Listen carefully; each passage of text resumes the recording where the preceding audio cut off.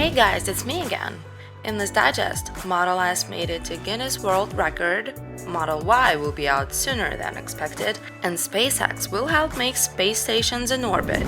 Tesla. A 2013 Tesla Model S owner from Germany passed 1 million kilometers in his car. The car got Guinness World Record as the first EV to pass that record number. The same owner also has a Roadster that is pretty close to 1 million kilometers as well, but today we'll focus on the Model S. How is it doing? It had problems with the drive-in unit, which was replaced 3 times, but it seems the company has resolved this issue since the last one has been in this car for the last 680,000 kilometers. The battery was also changed twice, and the last one has already racked up 500,000 kilometers. And there's almost no degradation too.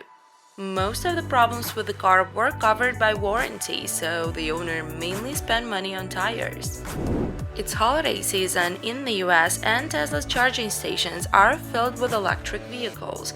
The company often resorted to setting up mobile charging stations, but this solution is less than perfect since they needed diesel generators. But now the company decided to use its latest product from Energy Division, a Tesla Megapack. But that's not the only gift Tesla prepared. They released an update that allows Model 3 Standard Plus to charge at 170 kilowatts and Model 3 Mid-Range at 200 kilowatts. Sure, there are still very few V3 Superchargers, but at least these cars will be able to use the V2 station to its fullest. Tesla sent a letter to their potential buyers saying they recommend to buy a car now if people want to qualify for almost $2,000 of tax credit.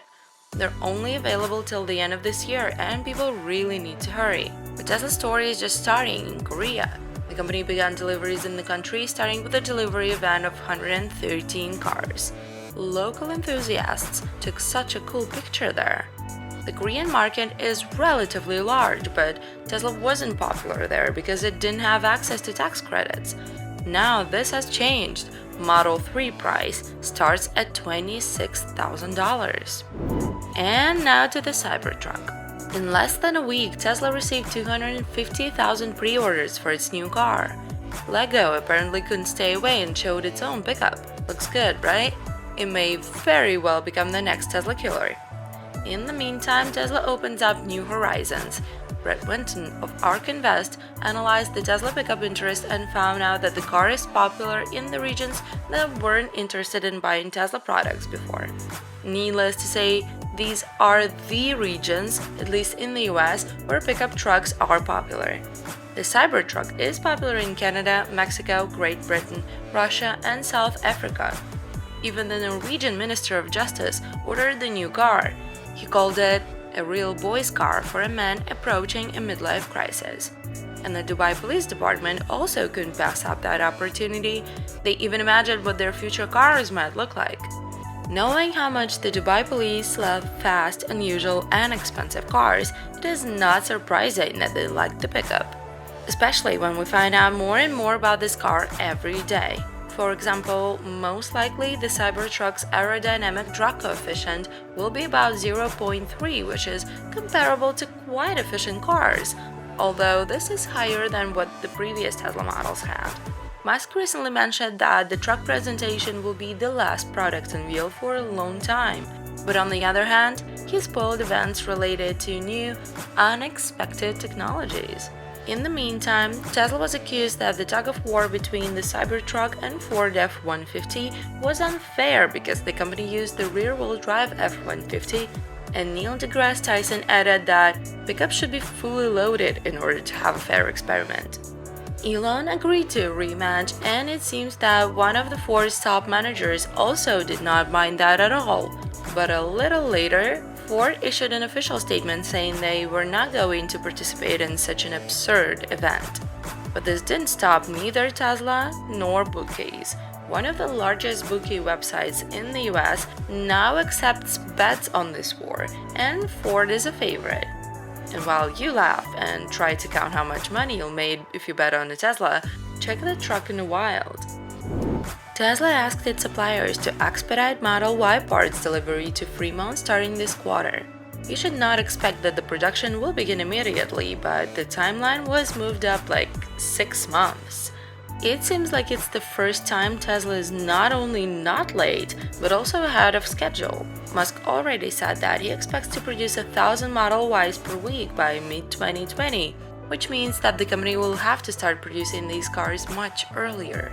The new SUV will not only be produced in Nevada, but also in China, and Tesla will need a lot of batteries, and most likely from LG and CATL because Panasonic denies it'll set up shop in China.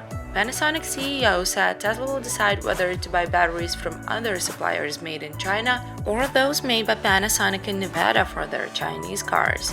Oh, and the second phase of the Shanghai Gigafactory building is almost complete. SpaceX.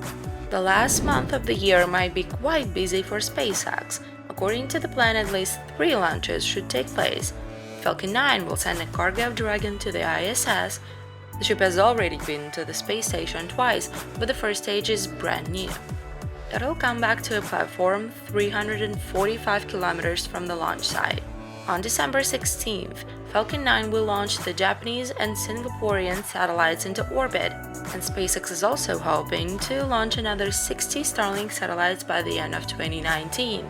This is all apart from the Crew Dragon IFA test. We don't know the exact date yet, but NASA has opened accreditation for the media, and the deadline for it is December 13th. We hope you remember that SpaceX announced the launch of the ride-sharing program on Falcon 9.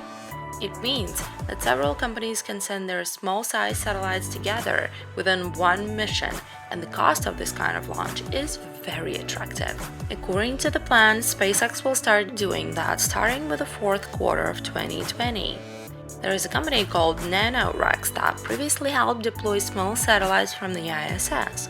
Their next project is called In-Space Outpost, and it aims to build cheap space stations directly in orbit using parts of the used rocket stages. You heard that right?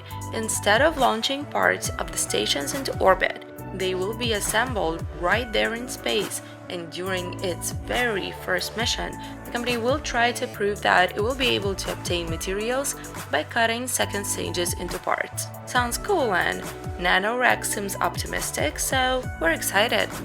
A report by NASA Inspector General's office described the problems with the CCP. The report talks about the probable launch dates for SpaceX and Boeing ships, an approximate price per seat, and also suggests that NASA overpaid Boeing and prevented SpaceX from competing on equal terms. Starting with the spring of 2020, NASA will have to reduce the number of astronauts on the ISS from 3 to 1 due to delays in the CCP schedule. It's not only the contractor's fault. NASA initially planned to choose only one company for its program, but ended up choosing both Boeing and SpaceX, and the department who had to work with one contractor was only slightly increased. Thus, the certifications were delayed, various changes were made, the deadlines were postponed. Well, I'm sure you get that. Now, NASA is working on training Russian astronauts in case of emergency if only one astronaut from the US will stay at the station. Once again, this could happen by the spring of 2020. The thing is, according to the rules, 2 people have to go into outer space. But in this situation, the US astronauts' work will be reduced to station maintenance and no scientific work whatsoever. But the main point is the unevenly distributed budget for contracts with Boeing and SpaceX. By August 2019, $4.95 billion were allocated for the Boeing ship, and SpaceX got $3.15 billion. The contracts included 6 crewed missions with 4 astronauts on board. The average cost of a seat on a Boeing Starliner is $90 million and $55 million for a Crew Dragon. The original Boeing schedule had an 18-month pause caused by them being 13 months behind the certification schedule. In order to gain more flexibility and keep Boeing as the second contractor, NASA paid the company another $287.2 million, $187 million of which the Inspector General's office considered questionable. Moreover, NASA did not contact SpaceX to find out what the company can offer. All the while, SpaceX was ahead of Boeing, both in terms of the timeline and the price. By the way, as an excuse, Boeing says that they made their ship from scratch and SpaceX did have a cargo dragon, but Musk said they literally had to redo everything, and Boeing did work on shuttles. I'll leave you to think about that today. Thank you for watching, and as always, I'll see you next week.